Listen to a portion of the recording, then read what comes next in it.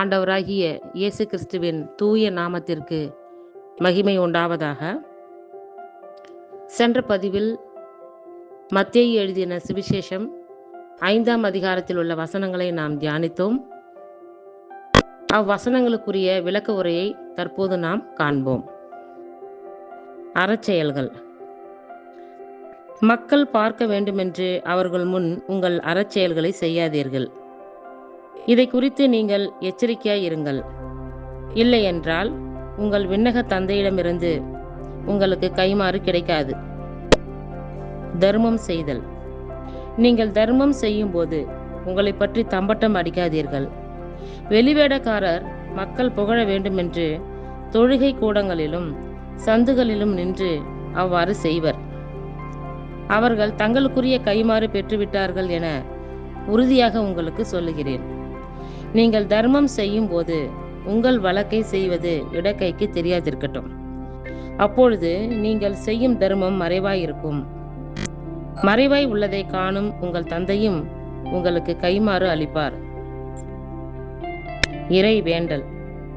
நீங்கள் இறைவனிடம் வேண்டும் போது வெளிவேடக்காரரை போல் இருக்க வேண்டாம்.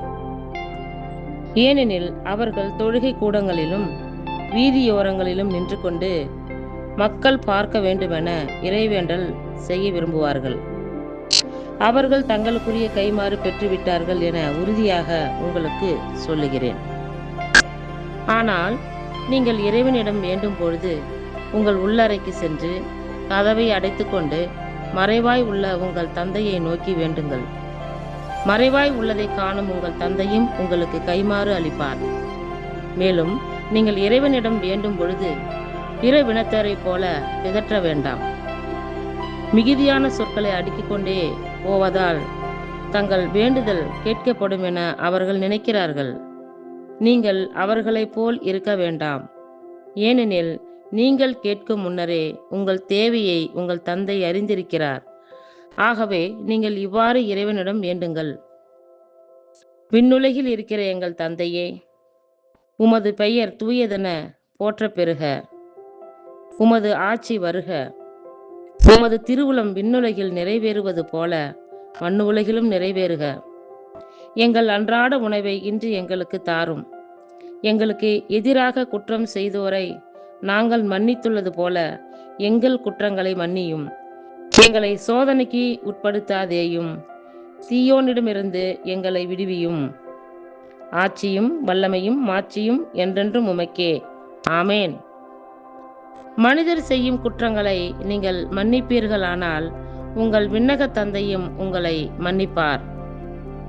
மனிதரை நீங்கள் மன்னிக்காவிடில் உங்கள் தந்தையும் உங்கள் குற்றங்களை மன்னிக்க மாட்டார். நோன்பு இருத்தல்.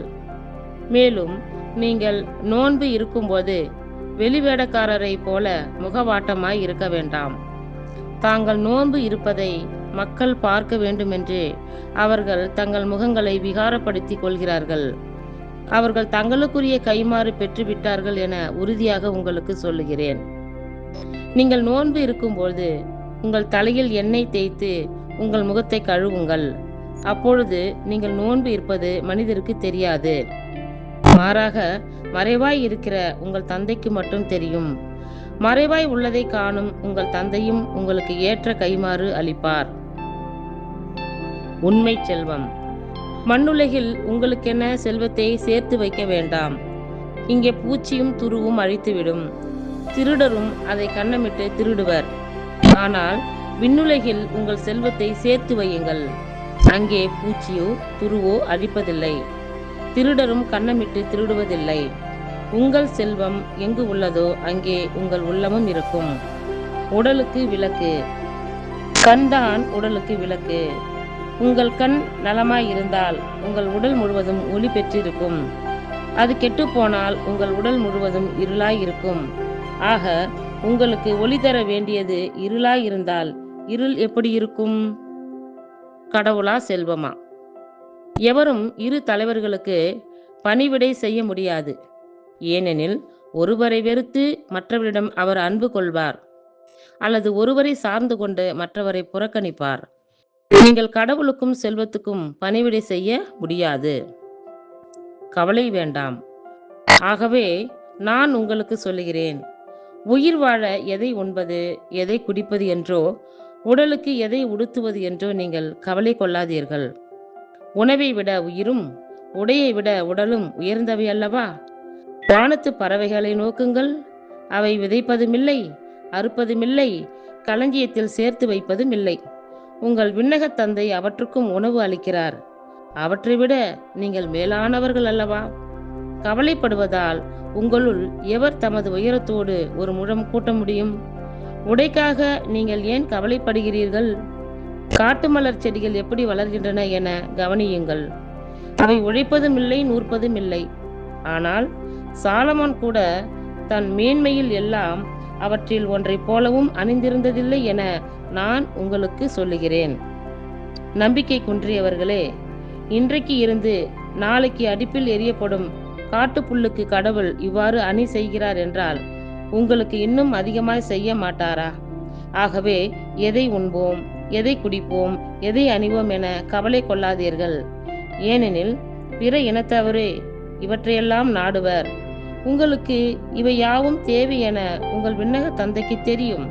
ஆகவே அனைத்திற்கும் மேலாக அவரது ஆட்சியையும் அவருக்கு ஏற்புடையவற்றையும் நாடுங்கள். அப்போது இவை அனைத்தையும் உங்களுக்கு சேர்த்து கொடுக்கப்படும். ஆகையால் நாளைக்காக கவலைப்படாதீர்கள். ஏனெனில் நாளைய கவலையை போக்க நாளை வழி பிறக்கும். அந்தந்த நாளுக்கு அன்றன்றுள்ள தொல்லையே போதும். கர்த்தர் தாமே நம் எல்லோரையும் ஆசீர்வதிப்பாராக. ஆமேன்.